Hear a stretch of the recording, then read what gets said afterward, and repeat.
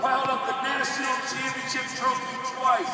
Took the 2012 Buckeyes to 12-0. True justification is we all over 2013. It is my pleasure and honor to introduce you to the head coach at Ohio State University, Coach Meyer.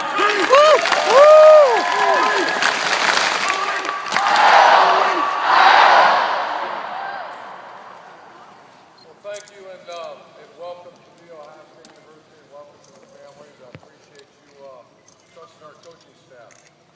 I'm a football coach, but before that I'm a dad. And for you parents, that means a lot to me that you sent your son here to be coached by our coaching staff, so I appreciate that. With that comes a lot of responsibility. And I'm going to talk to you briefly about something that's really important to me, really important to our coaches and former players. This is the Ohio State University. This is one of the finest facilities in America. This is a facility. This is a program built by many great coaches, many great players. Started back when I grew up in the state of Ohio. There's a guy named Woody Hayes as the coach. Woody Hayes is a great coach. Obviously, this is called the Woody Hayes facility. He was followed by a guy named Earl Bruce, who was my mentor. I actually coached under Earl Bruce in 1986. We had some great teams, won the Big Ten Conference in 1986. Coach Bruce was followed by another great football coach, John Cooper. Had some great players from the Orlando Patriots, Eddie Georges of the world. He was followed by a great coach, Jim Tressel. Jim Tressel won the national championship in 2002 and arguably had one of the best decades in the history of this program in college football history. And that brings our staff in here. We're just trying to make Ohio State proud, make the great state of Ohio proud, and add to this great legacy. With that, I'm going to ask you, and eyes on me real fast, respect this place. Okay, you just think about this. Eddie George, Orlando Pace, Braxton Miller, John Simon, Archie Griffin, all these great players at some time have been in here. This is their place. It's not your place. And when you see a piece of paper, watch this. You pick it up, you stick it in your pocket, and you throw it away. When you're done drinking the cup, throw it away. So I'm going to ask you to show great respect for this place. Okay? As a matter of fact, we're going to demand that. Okay? So that's the first thing. Second thing, I'm going to ask you to have a little bit of fun.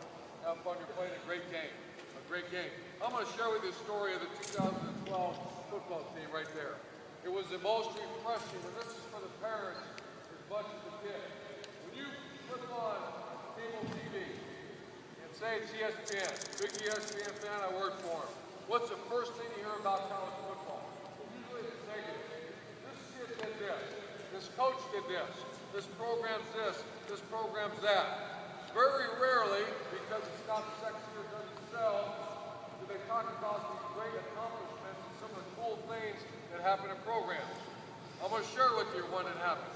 In 2012, a football team came together in January, a year ago in about 4 months, and they were told you can't go to bowl games. You can't play for a championship.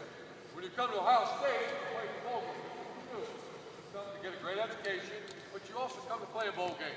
You also come to get the good rings, right? All championship rings. Look at the great teams and accomplishments up here. That's taken away from you, and then listen to this. By the way, you guys did nothing to earn that. That's something you didn't do. You didn't have anything to do with that when we're taking it from you. I'm not saying that was wrong by the NCAA. That's not the point. The point is, every one of those kids could have left this program. Our senior class could have got up, walked out, went anywhere they wanted to go, and played any bowl game they wanted to play in. You know what happened? They stayed.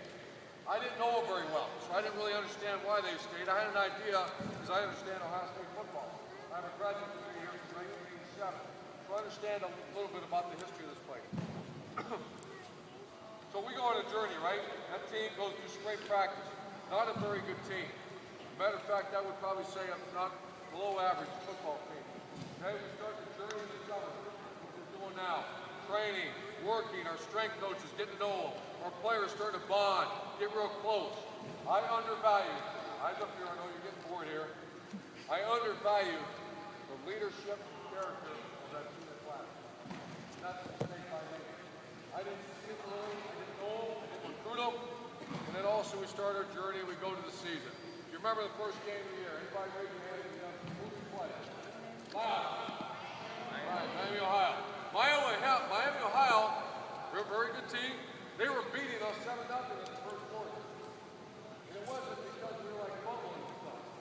because Miami, Ohio was better than the Buckeyes on that day in the first quarter. We ended up winning because we had more depth, bigger, stronger, faster team. We were not a better team. Second game, third game, fourth game, we're still not very good. And then something magical happened. The leadership of our team took over. You had a bunch of players that said enough's enough. Instead of trying to be resistant to the coaching staff, they opened their chest.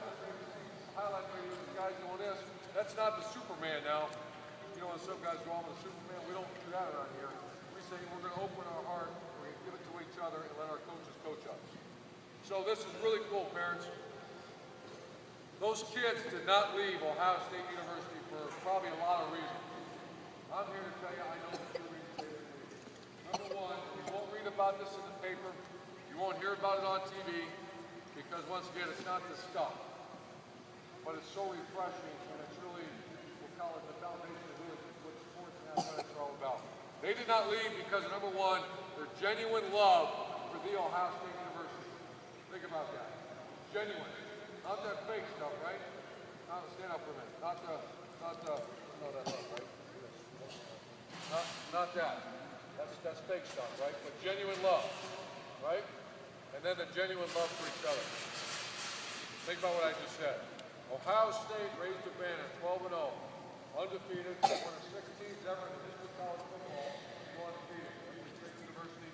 Why? Because their genuine love for Ohio State and their genuine love for each other. That was arguably the most refreshing thing I've witnessed in the last 6 years as coaching, to see a team do that. As a result, high expectations for this year. If we have genuine love for each other like we had last year, we have a chance to be a very good football team. I wish you well. Thanks for coming here. I've been instructed. I have instructed our coaches to coach you very hard, to push you and make you learn football. Make sure we do that today, okay? Thanks very much. Thanks for being here.